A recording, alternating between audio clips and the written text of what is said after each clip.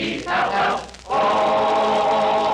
The Jell-O program brought to you by Jell-O and Jell-O Pudding, starring Jack Benny with Mary Livingston, Phil Harris, Dennis Day, and yours truly, Don Wilson. The orchestra opens the program with Be Young Again.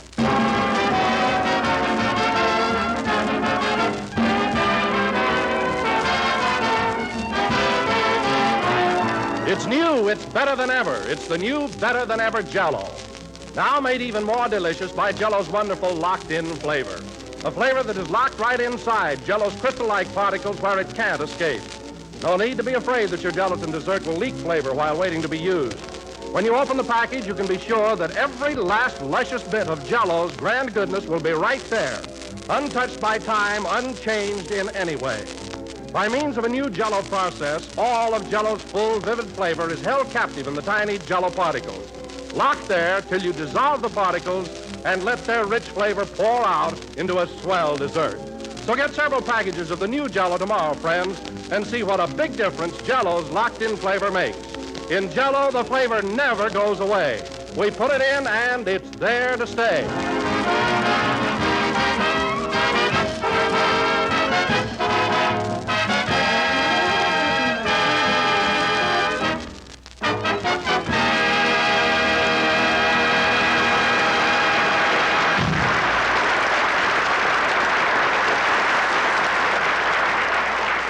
That was Be Young Again, played by the orchestra. And now, ladies and gentlemen, there being only 24 shopping days till Christmas, we bring you that 24-carat comedian with a heart of gold, Jack Benny.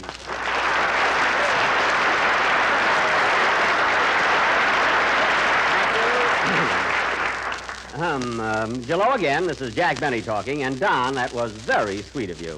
Gee, I'm a 24-carat comedian with a heart of gold. Did you like my introduction, Jack? Yes. In fact, if I was an imbecile, I'd fall for it. Every year at this time, you give me that same hooey. You know, Don, you're about as subtle as your stomach. If you get what I mean. Well, maybe so, Jack, but Christmas will soon be here, and you know the old saying, a word to the wise is sufficient.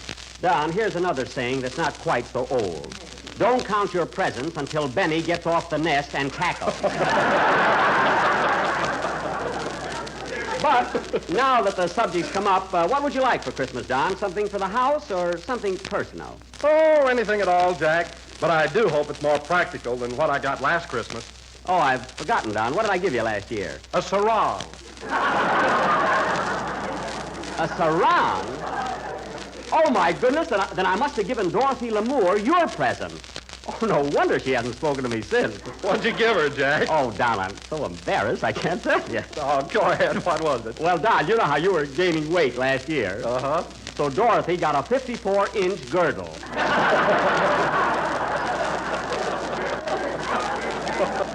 And, Don, here's the payoff. When you pull the zipper, it plays, "Why don't we do this more often?"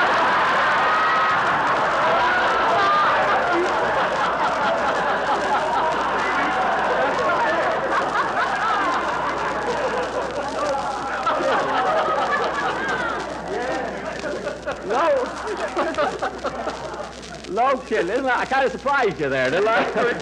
No, really, isn't that awful? Hello, Jack. What are you blushing about? Mary, I just found out that by mistake last Christmas I gave Dorothy Lamour Don's girdle. Can you imagine that? Well, don't worry. She probably thought it was a hammock. Yeah, I never thought of that. Say, Jack, I want to get one thing straightened out right now. What? Before I buy your Christmas present, what are you going to give me? Well, that's a fine spirit. Mary, half the pleasure of getting Christmas presents is a surprise. Oh, sure. Remember how thrilled you were last year when I gave you that brand new Plymouth? You gave me a ticket on a Plymouth.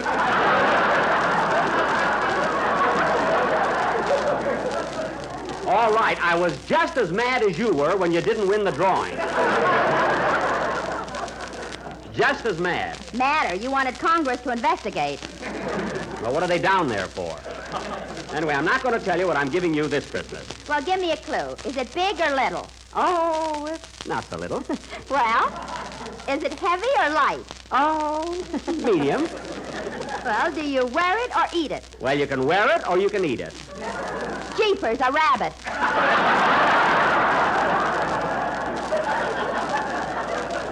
Never mind. Say, Mary, have you got Jack's present all picked out? I sure have. What are you going to give me, Mary? Well, Jack, you know how crazy you are about swimming. Yeah? Well, I'm getting you a bathing suit with short pants. Oh, goody. Now I won't trip when I die. I can go along with a gag, sister. You know me. Say, Mr. Benny, you know what I'm going to give you for Christmas? Oh, hello, Dennis. Hello. What are you going to give me for Christmas, kid? Is that what I said? Yes. What are you going to give me? Oh, well, you've been so nice to me, Mr. Benny. I'm going to give you a brand new photograph of myself. A photograph, eh? Yeah, and I'm going to write on it, with gratitude from your tenor, Dennis Day. Well, look, kid, unless that picture is surrounded by a silver frame, you better write EX in front of that tenor. Put a frame on it. Well, I'll have to think it over.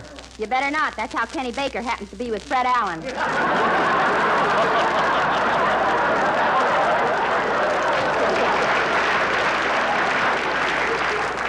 Gee, you're hot today, aren't you? You said it, huh? Why, Jack, I understand Kenny left you because Alan offered him more money. Well, I wouldn't leave you for more money, Mr. Benny. thanks. I wouldn't leave you for all the money in the world. Well, thanks. Thanks very much. You're my dream man. Oh, shut up!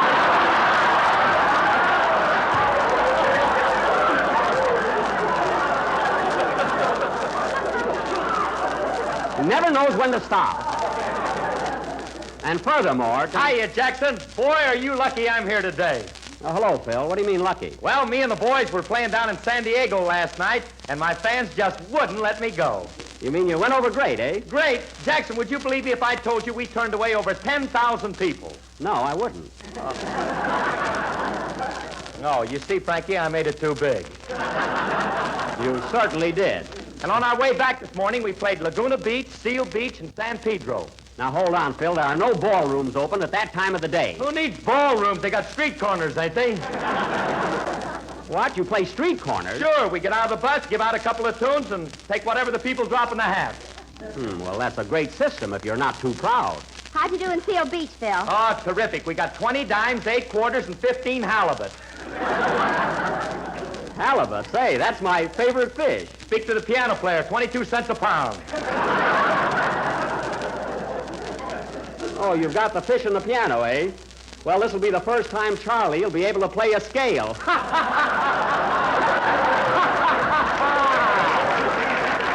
that's a Lulu. Say, Dennis, I was wondering what was... I was wondering what was dripping out of the piano there. Say, Dennis, how about a song? Who, me? No, my Aunt Molly. Now, let's have your song. Okay. Wait a minute. Come in. Say, Mr. Harris, what do you want this bucket of ice? Ice? Yeah, Bud, just dump it in the piano. I gotta keep them fish cold. Well, if that isn't the most...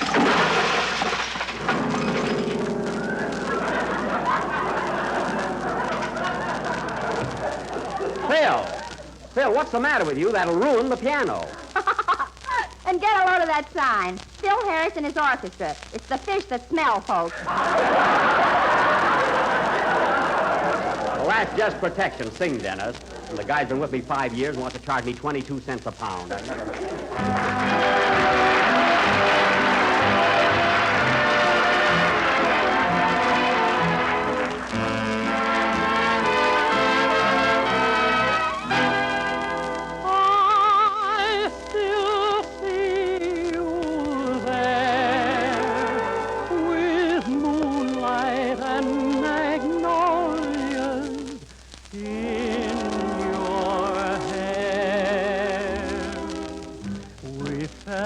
The magic of magnolias in the night. It made us fall in love, magnolias in the night. For you and I were together, strolling under the trees. It came, it saw, it conquered us. That heavenly breeze. And now that we're apart, magnolias in the air, whisper to my heart that you will soon be there. And once again we'll share the fragrant delight, the magic of magnolias in the night. It lingers on the air and says that you are there, my darling, when you're near. What magic delight, the fragrance of magnolias fills the night.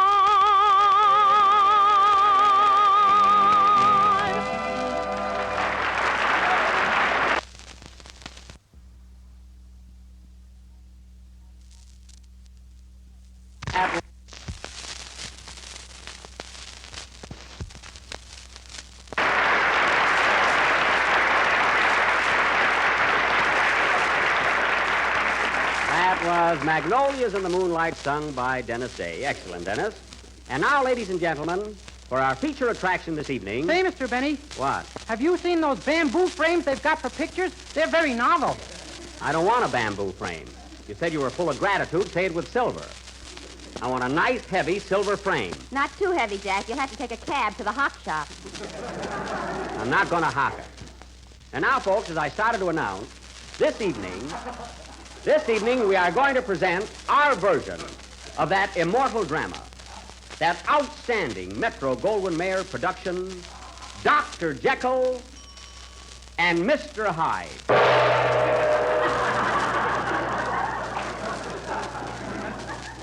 Thank you, boys. You can go back to the Samaritan Institute now.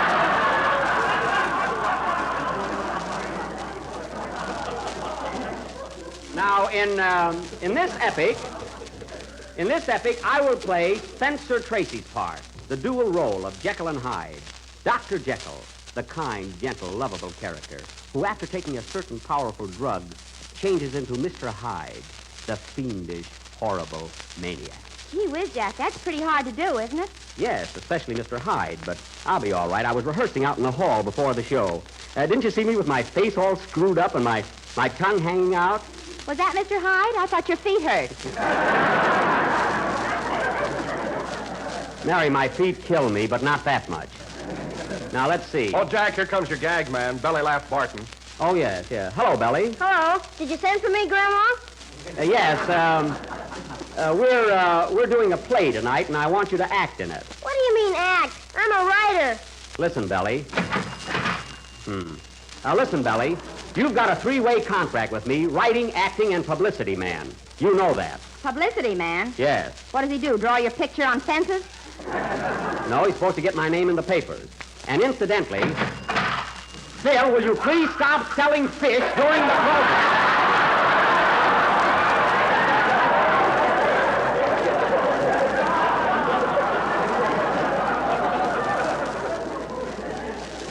Now, please. Well, that lady in the first row wants some.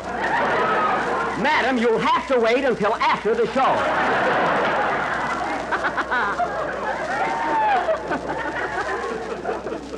Now, Belly. I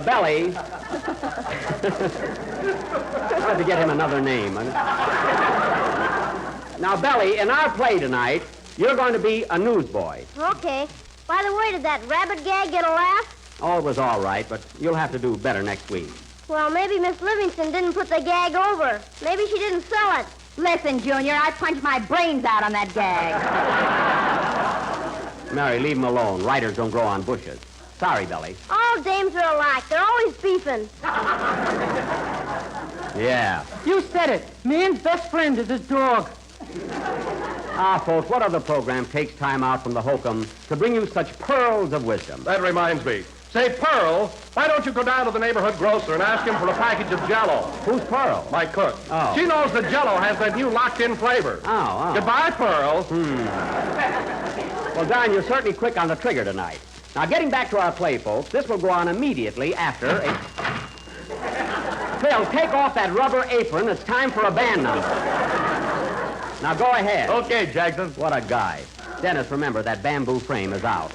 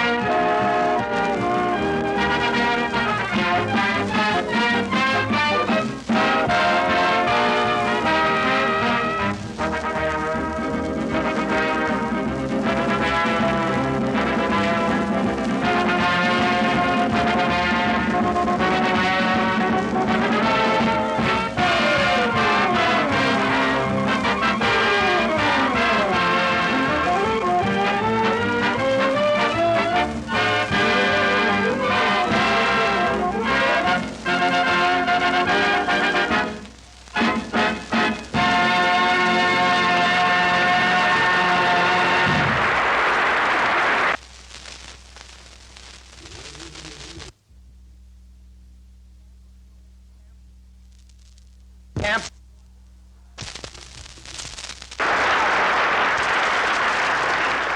That was Keep 'Em Smiling, played for the first time on the air by John Philip Harris and his orchestra. You know something, Jackson? The boys in the Army camps all over the country were listening to that song just now. Well, I hope they enjoyed it.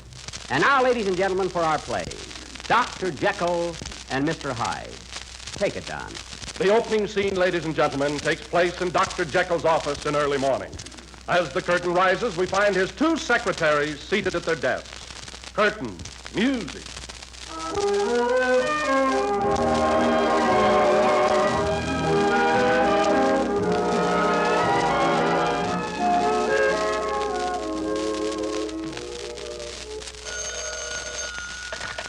Hello, Dr. Jekyll's office. This is his secretary speaking. No, but I expect him any minute. Thank you. I'll tell him. Goodbye. Hello, Mr. Hyde's office. Yeah, this is the secretary talking. Now he isn't in, and if he wants, heaven help you. What? Goodbye yourself.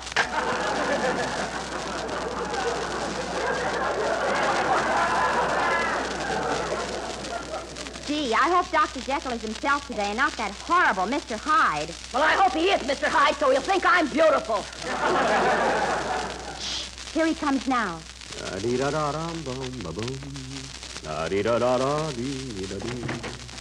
Ah, good morning, Miss Jones. Good morning, Dr. Jekyll. Are there any messages? Yes, Doctor. Mr. Allen called and said he couldn't pay his bill. Mr. Allen, will you tell Fred not to worry about it? Any time at all will suit me. You see, Miss Jones, the poor boy doesn't earn much on the radio. He gets paid by the laugh, you know.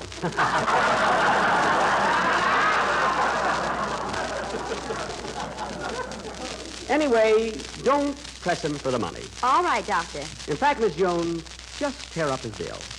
See how sweet I am, folks, before I take the drugs? By the way, Doctor, there's a patient in the waiting room. He's very anxious to see you. All right, send it in. Ah, good morning, young man. Good morning, Doctor. My name is Fingerwave. Otis J. Fingerwave.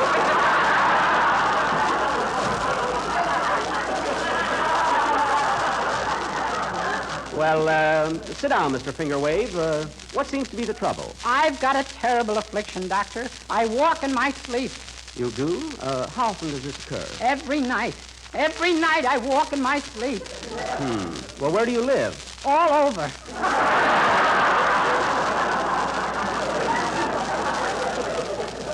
That's too bad. Well, look, young man, there really isn't a cure for your condition, but as long as you're here, I'll check you over. Now, stick out your tongue and say ah. Come on, say ah. Ah. That'll be $2. Next patient, please. Next. Can I try for the $4 off?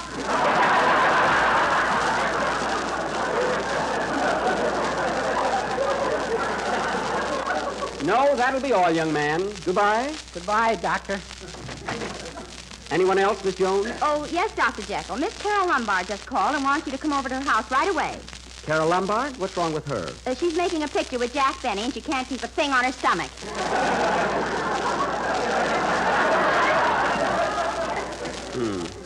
Kay Francis had the same trouble. I'll run over later. Oh, Doctor, your newsboy is here. Oh, Johnny? Hello, Johnny. Hello, Dr. Jekyll. You want a paper today? Yes. Here you are, sir. And here's $1. Keep the change. Gee, a 95-cent tip. Thanks, Dr. Jekyll. That's all right, Johnny. I'll be back later, Miss Jones. Wait for me, will you, my dear? Yes, Doctor. Gee, he's a sweet man.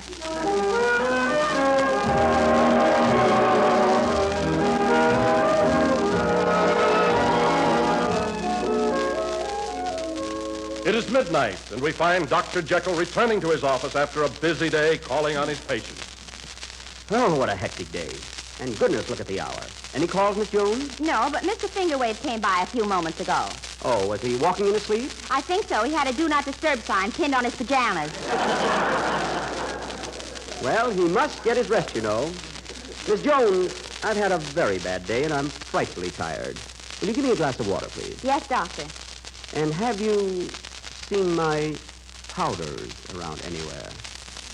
Oh, here they are. Yes, my powders. Oh, Dr. Jekyll, please don't take those powders. It's all right, Miss Jones. Don't worry. But, Doctor, you know what they always do to you. Please don't. Quiet, Miss Jones. Quiet. There. Please don't take that stuff again. Oh, Dr. Jekyll. Oh, Doctor, why did you do that? It's all right, Miss Jones. It's all right.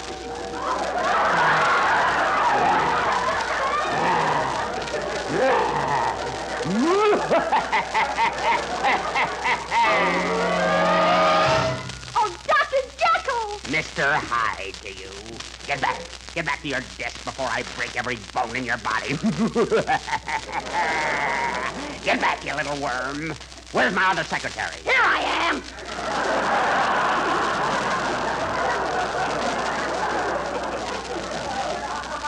Oh, you are you? Where have you been? None of your business. Blah, blah, blah, blah. Blah, blah, blah, blah, blah. I'll take a letter to Fred Allen. Dear Rat, so you can't pay that bill you owe me, eh? Will you get that money here by tomorrow morning, or I'll put your adenoids back in. That's all. Oh, it's you. You want a paper, Mr. Hyde? Yes. That'll be 5 cents. Take it out of that dollar I gave you when I was Jekyll. And hand over that change, or I'll kick your teeth out.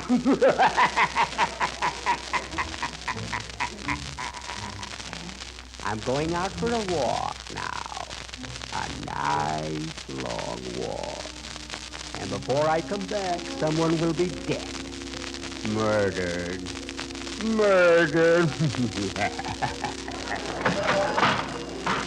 And it may be that fish peddler.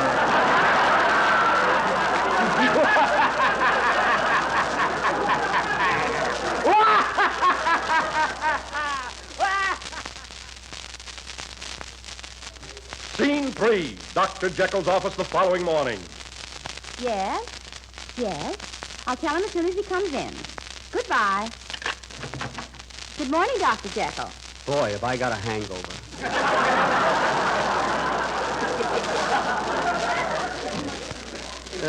Any calls, Miss Jones? Yes, Doctor. There's a gentleman waiting in your office. Thank you. Wow, what a head. I gotta go back to liquor. Those powders are killing me. Oh, well. Good morning, sir. Good morning, Doctor. My name is Beaumont. Tex Beaumont. Tex Beaumont. That name is familiar. What can I do for you? Well, Doctor, I'm in a horrible predicament. You see, I'm a cowboy actor, a star in Western pictures. But unfortunately, I work very little. Yes, go on. The reason for that, Doctor, is my speaking voice. My voice is much too beautiful for a cowboy. Uh-huh. In fact, I'm not at all convincing. Even my horse laughs at me. Well, that is unfortunate, but I don't see how... But you must help me, you must. You see, when I go out a-shooting and a-killing, no one's a-believing it.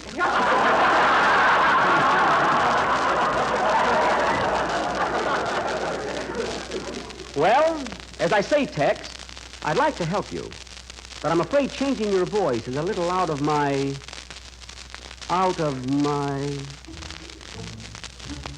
Hey, wait a minute. Maybe I can help you. You see this powder here? Yes? Well, by mixing it with water, an unusual thing sometimes happens. It may even help you. Doctor, what are you doing? I'm not going to take it. Not the way I feel. Now, Tex. Yes, Doctor? I want you to drink this. It may change your voice, your personality, maybe your whole career. Oh, Doctor, I don't know how to thank you for what you're... You can thank me later. Drink. Drink. Drink it all. That's it. Now, just a little more. Good. He's twitching.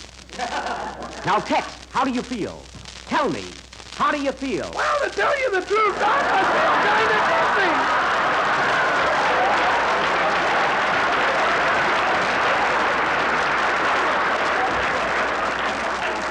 dizzy. What? What was that? Say that again. I beg your pardon? Quick, drink some more. Oh, okay, here it goes. Never mind, you don't have to. Well, Tex, you sound like a real cowboy now. Yeah, but my teeth are a little long, ain't they? Don't worry, they'll stop growing when they reach your chest. Okay, thanks, Doc. I'll never forget you for this, for it's blood on this battle.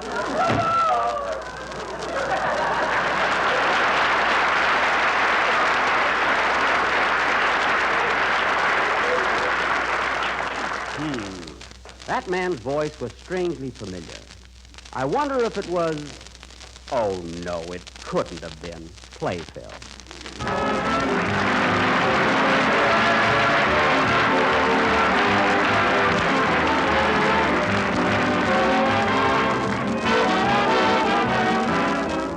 Friends, make this test.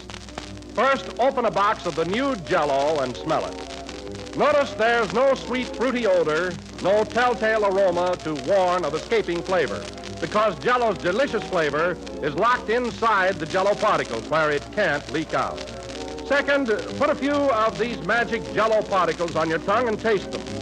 Notice how moisture unlocks their glorious flavor and lets it gush out, just as it does when you dissolve the Jell-O in a dessert. Third, actually make up a dessert and see the wonderful richness that Jell-O's locked-in flavor gives it. Try Jell-O's peach and banana mold. Make up one package of lime Jell-O, as you usually do. Then arrange 1/2 cup of canned sliced peaches on the bottom of the mold and pour the Jell-O over them. Slice a banana into the Jell-O and chill until firm. And there you'll have the final proof of how extra good a treat like this can be made with Jell-O's locked-in flavor. Remember, Jell-O is different because Jell-O gives you all the flavor, always.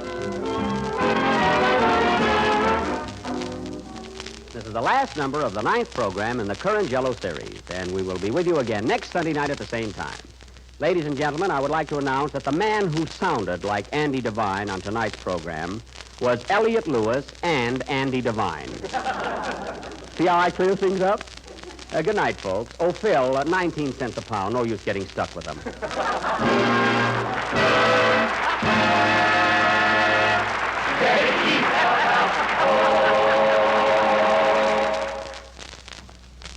This is the time of year, folks, when pies are most popular. So why not serve a delicious pie as one of your desserts next week? Try a banana cream pie made the quick, easy, inexpensive way with Jell-O vanilla pudding. This grand pudding makes the smoothest, creamiest filling you ever saw. And when you blend it with sliced bananas, well, there's just nothing better. So tomorrow, when you order Jell-O, ask for Jell-O vanilla pudding, as well as those 2 other Jell-O puddings, chocolate and butterscotch. Jell-O puddings are just like Grandma's, only more so. This is the National Broadcasting Company. KFI, Los Angeles, Earl C. Anthony, Incorporated. J-E-L-L-O. The Jell-O program brought to you by Jell-O and Jell-O puddings, starring Jack Benny with Mary Livingston, Phil Harris, Dennis Day, and yours truly, Don Wilson. The orchestra opens the program with the Gay Ranchero.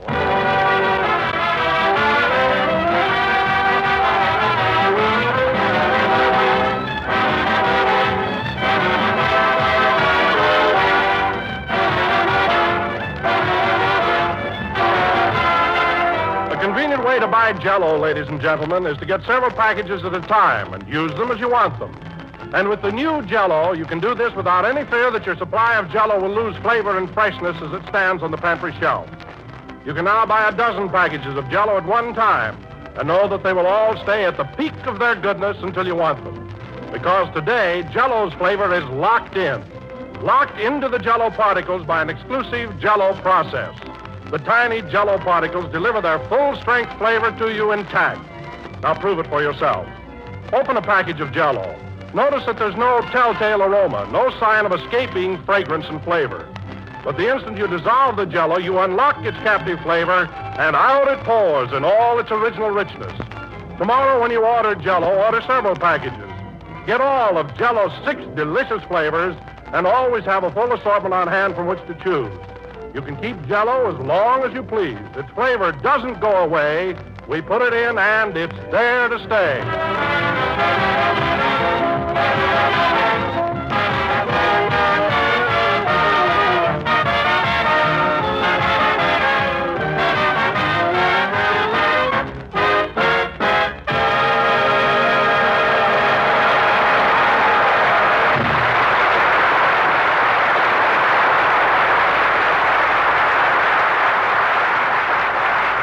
Was a gay ranchero played by the orchestra.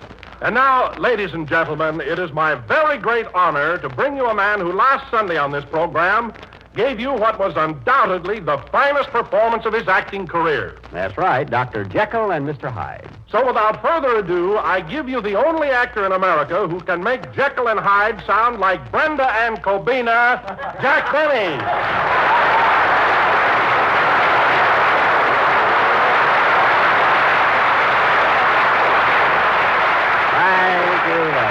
Hello again, this is Jack Benny talking, and Don, that may be your idea of a funny introduction, but to ridicule my performance of last Sunday, which everyone hails as a dramatic nugget, that really burns me up.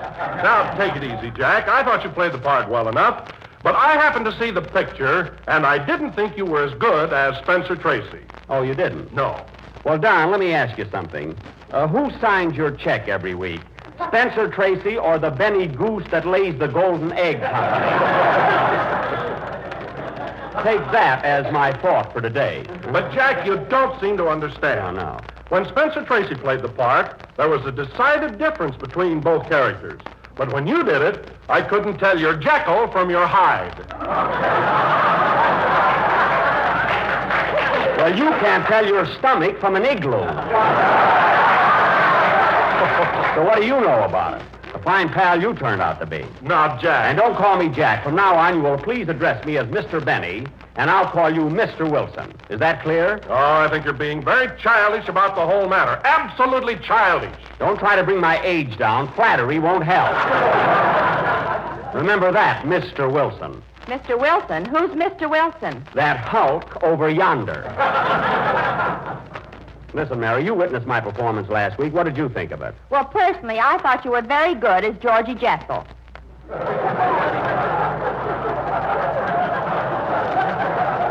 I wasn't Jekyll, I was Jekyll. Dr. Jekyll. Well, in that case, phooey. Phooey? What do you mean, phooey? I don't get it. All right, take the word lovely and fool around with us. Let's see. Lovely, lively, Mr. Benny to you. And let me remind you and Mr. Wilson of something that you both may have forgotten. When I switched from Dr. Jekyll to that horrible Mr. Hyde and that gruesome look came over my face, women in the audience screamed. One of them even fainted. Well, it won't happen today. They caught that mouse. Oh, then I guess I can take these bicycle clips off my pants.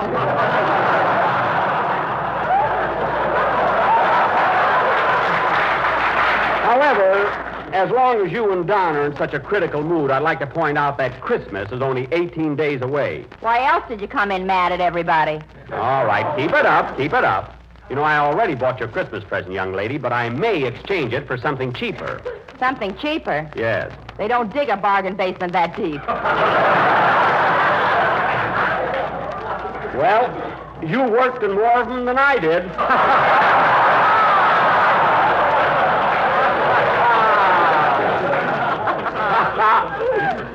can go along with a... Ouch! You do that once more, Miss Livingston, and there'll be a... Oh, hello, Dennis. Hello, Mr. Benny. Gee, was that a performance you gave last week? Was that a performance?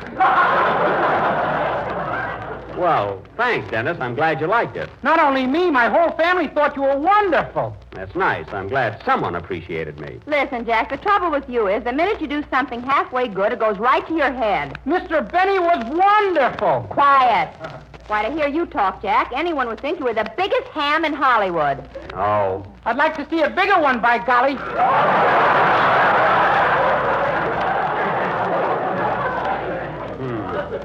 Well, thanks, Dennis. You tried. Anyway, you thought I was good. Oh, marvelous. What a performance. Well, look, kid. I'm making out my Christmas list today, so before singing your song, how about throwing out a few hints? What would you like Uncle Jack to get you? Well, I thought of a few things, but they're pretty expensive. Just name them. You're one person in this cast that deserves the best. Wait till I get my pencil here. Now, what do you want, Dennis? Well, I'd like to have a nice gray suit with a pinstripe. Okay. One gray suit with pinstripe. Anything else? Well, I'd love to have a grand piano to practice my songs on. Okay. One grand piano. Are you sure you got lead in that pencil, Mr. Benny?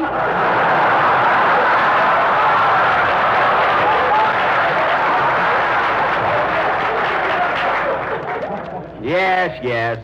Now, what else do you want, Dennis? Well, I've always wanted one of those toy birds on a stick, and when you swing it around your head, the bird goes... Okay. One bird on stick. Now, what else do you want? Oh, stop, will you? You're just trying to make Don and me jealous. Dennis isn't going to get all that stuff. Well, he's getting something he wants. Gee, I wonder what it is. I'll give you a hint, kid.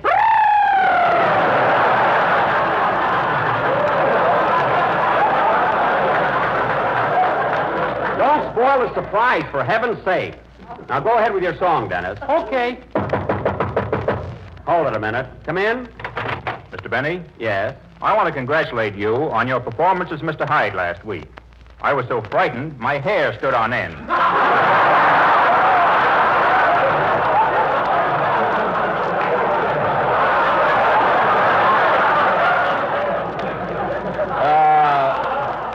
Your hair? What hair? Right there. Stand up, Herman. Oh, get out of here. Herman. Well, I suppose if you only got one hair, you might as well have a name for it. Sing, Dennis.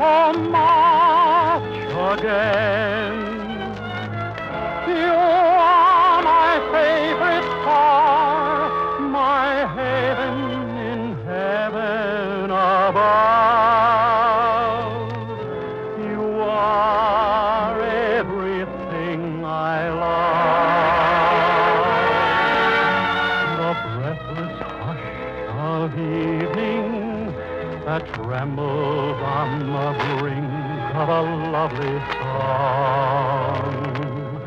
You are the angel glow that lights a star, the dearest things I know. Ladies and gentlemen, a special announcement. The entire regular personnel of the sheriff's and police office has been placed on a 2-platoon basis with 12-hour shift. All auxiliary personnel has been directed to stand by for emergency service instructions. The regular county defense program is functioning in an orderly manner, and citizens are urged to remain calm and avoid all unnecessary confusion because of hysteria. Citizen volunteers are asked to go quietly to their nearest police or fire stations and offer their services if they wish to help. There is no immediate cause for alarm, and coolness will accomplish more than anything else.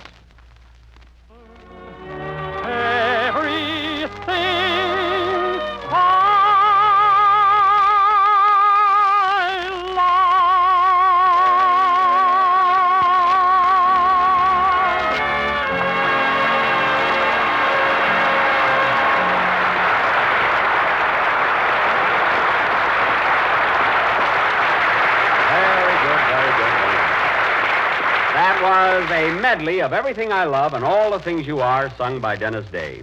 Very good, Dennis, but what's the idea of singing two songs today, huh? Well, Mr. Benny, I've got two girls, and I thought I'd dedicate a number to each of them. Two girls? Well, that's modern youth for you. You know, Dennis, when I was your age, I was satisfied with only one girl. Gussie Bagelquist.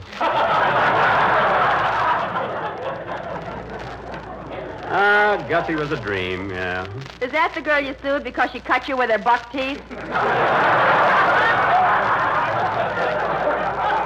I never sued her. I just told her to get a brace on.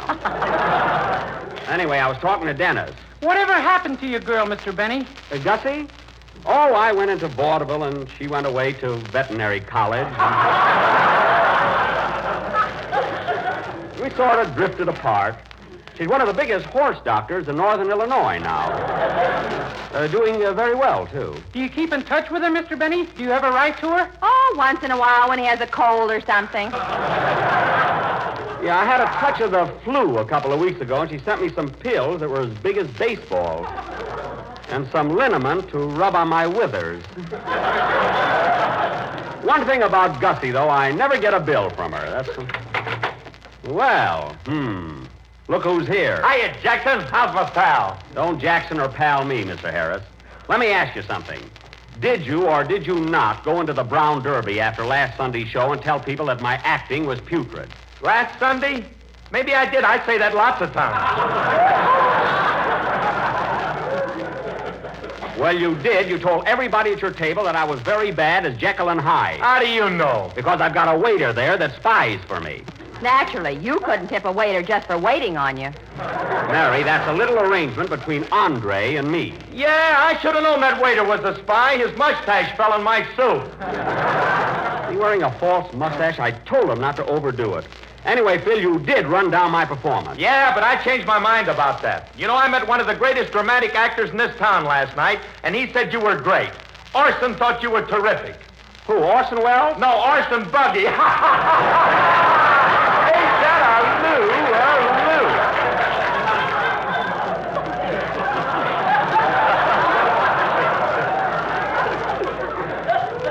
Well, that settles it.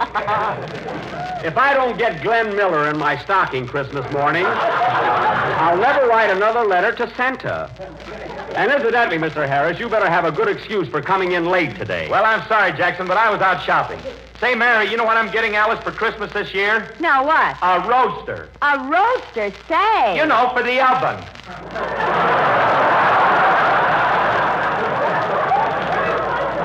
That's a roaster.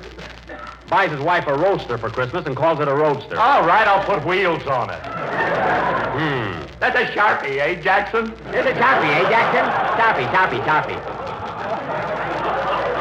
And don't call me Jackson. I'm Mr. Benny to you and to everybody else on this program except Dennis. You mean I can call you Jack? Yes, until I make up with the others.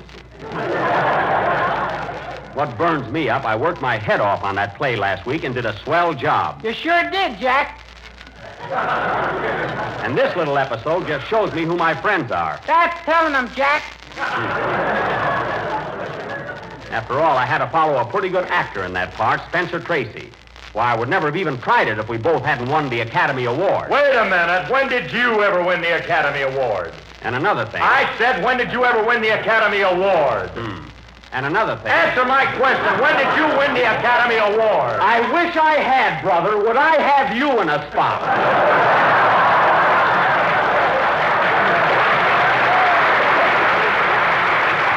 I guess that takes care of you. You said it, Jackie. Look, Dennis, just Jack, not Jackie.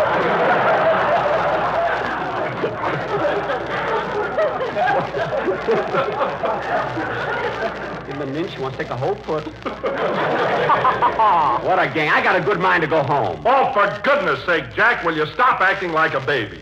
You ought to know the whole thing was a rib. Oh, sure. As a matter of fact, I liked your performance in Jekyll and Hyde so much that I wrote a sequel to it. Well, ain't you the fat little Noel coward? Who cares what you wrote? And Jack, now get this. As a favor to me, I want you to play the leading part in this drama. I'll tell him when he comes in. You can keep your old sequel. But you've got to help me out, Jack. There's no one else in the cast with sufficient dramatic ability to handle it. Look, I'm not going to... Dramatic, eh? Well, all right, Don, I'll do it. I thought you were mad at him. Never mind. You'd go over Niagara Falls in a Dixie cup if someone told you it was dramatic.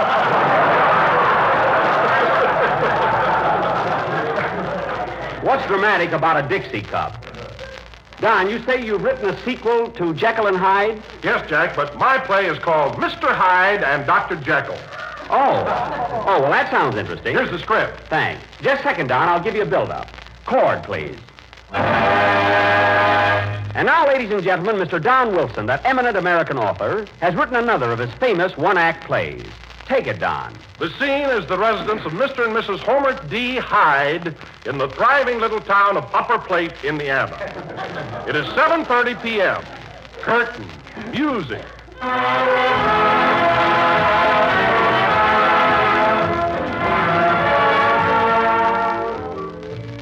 Oh, dear, it's 7:30 and Homer isn't home yet. I wonder if his horse and buggy broke down. Gee, I hope it isn't one of his moods. Ah, here he comes now.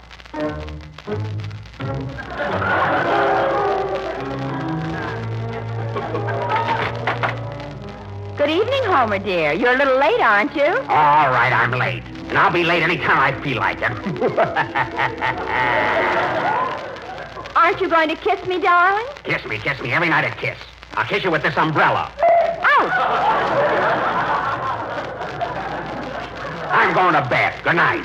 But, Homer, you haven't even said hello to the twins, Otto and Blotto. Say hello to Daddy, children. Hello, Daddy. Hello, Daddy.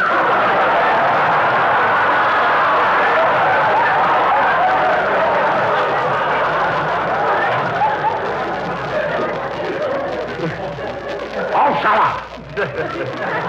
Oh, so one more peep out of you kids, and I'll kick your teeth out as soon as they grow in. I'm going to bed now. But, Homer, darling, you haven't had your dinner yet. Dinner, every night dinner. I don't want any dinner. But, Homer, dear, at least have some dessert. What kind of dessert? I won't tell you, but I'm sure you like it. Here, have a dish. Very well. I'll try it. But if I eat it and decide I don't like it, someone will be dead. Murdered.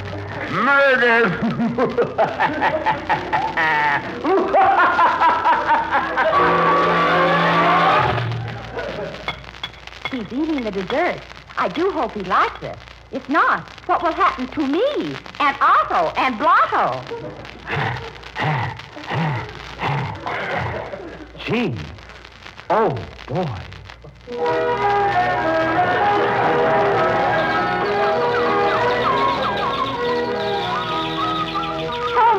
Homer, speak to me. Speak to me. Oh, my darling. That tasted so good.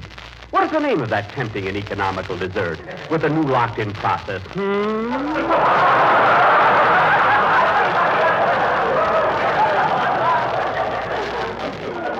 Jell-O, dear, and it comes in 6 delicious flavors. Strawberry, raspberry, cherry, orange, lemon, and wine. My sons, at last I love you.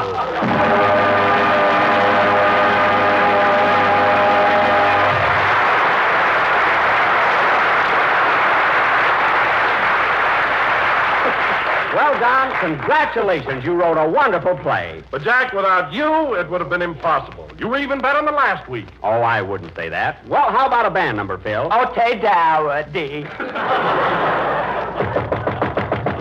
Hold it. Come in. Well, Mr. Benny, you did it again. Were you scared? Look at Herman. He just won't go down. What a head he's got. That's the only persimmon I ever saw with brown eyes. Play, Phil.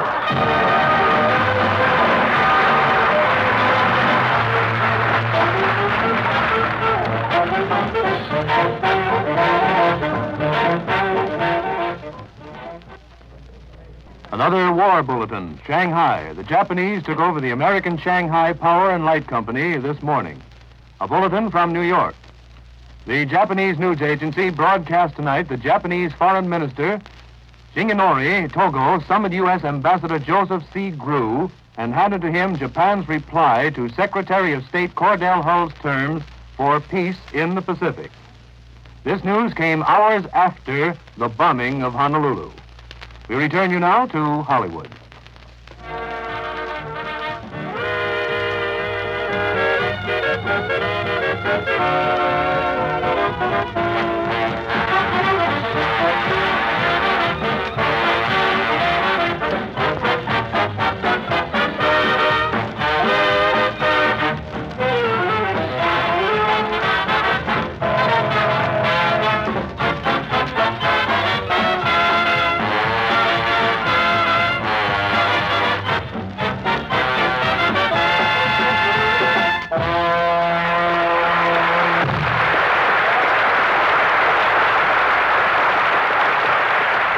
That was Nango from Weekend in Havana, played by Blotto Harris, and that goes for the whole orchestra.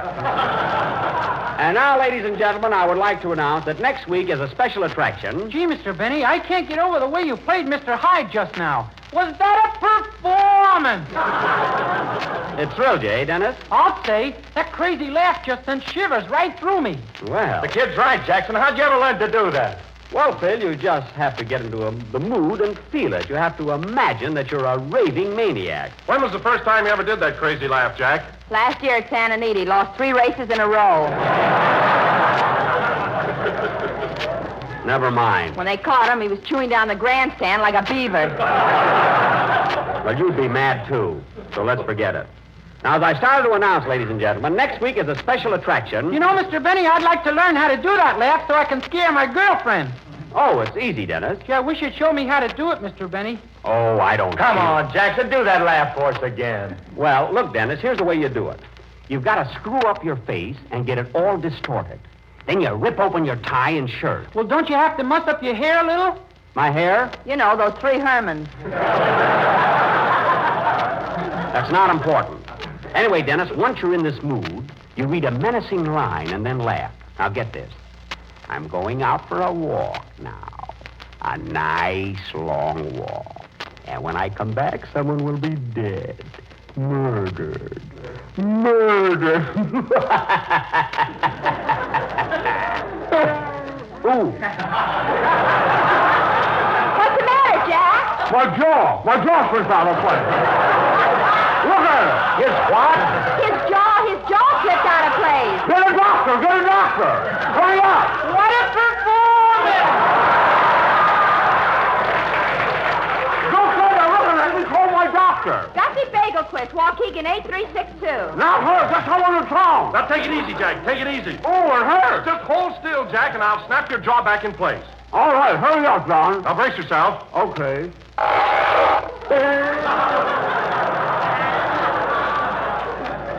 Thanks, Don. Dennis, the next time you want me to show you something, wait till the program's over. Well, it's your own fault for showing off. I wasn't showing off. Phil. Well, I got a few left over from last week. Put those fish back in the piano. And now, ladies and gentlemen, as I started to announce before I dislocated my jaw, next week as a special attraction, the Benny Stock Company is going to present... Oh, now what? Hello? Hello, Mr. Benny. This is Rochester. What do you want? Boss, it's no use. I tried and I can't get Carmichael to go to sleep. Rochester, that polar bear's got to go to sleep. He's supposed to have been in hibernation over 10 days ago. Uh-huh. If Carmichael doesn't get to sleep by the middle of this month, he'll be a wreck in the spring. Where is he now? Sitting up in bed reading Esquire. Esquire? Well, take it away from him. Oh, come now, boss. He's been around.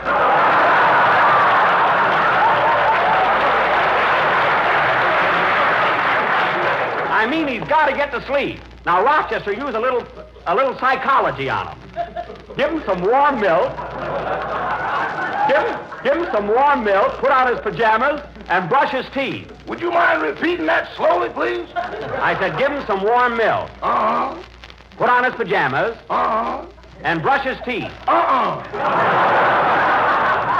Rochester, what are you afraid of? That bear is as gentle as a lamb. He wouldn't bite you. He wouldn't, eh? No. Then why am I the largest single user of Band-Aids in the USA?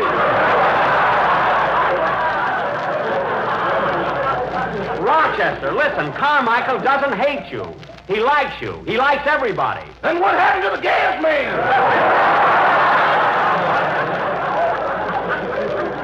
Nothing happened to the gas man. Carmichael doesn't eat people. You ought to see that letter he wrote Santa Claus. What letter? Dear Santa, please send a fat boy to read the meter.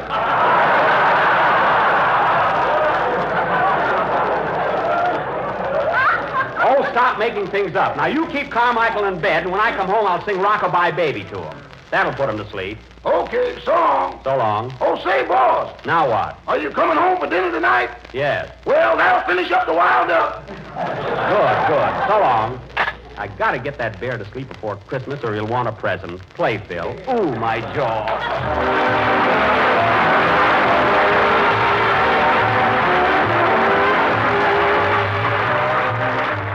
Friends, while you're looking through the December magazines in search of an idea for Aunt Martha's Christmas present, keep an eye open for this month's Jell-O page. A full page of Jell-O treats illustrated in such rich, glowing colors that it makes your mouth water just to look at it. One of the desserts is called Jack Benny's Special Apricot Ring, and honestly, friends, I think it's just about the grandest-looking dessert Jell-O ever made. It's an easy recipe, too. Just dissolve 1 package of lemon Jell-O in 1 1/4 cups of hot water. Next, add a dash of salt and 3/4 of a cup of syrup from the canned sliced apricots. Then chill until thickened and fold in 2 1/2 cups of the sliced apricots themselves. When molded, serve with a garnishing of whipped cream, apricot quarters, and green maraschino cherries. And there it is, a golden, glistening mold of juicy sliced apricots and sunny lemon Jell-O. Canned apricots and lemon Jell-O are being featured by many grocers all next week. So get them both and make up this delicious treat. Jell-O makes any gelatin recipe taste extra good because its locked-in flavor gives you all the flavor, always. This is the last number of the 10th program in the current Jell-O series, and we will be with you again next Sunday night at the same time. Well, Mary, you want to have dinner at my house tonight? No, thanks. I've had so much of that duck, I'm a bigger quack than Gussie. Don't pay any attention to her, Gussie. Good night, folks. Phil!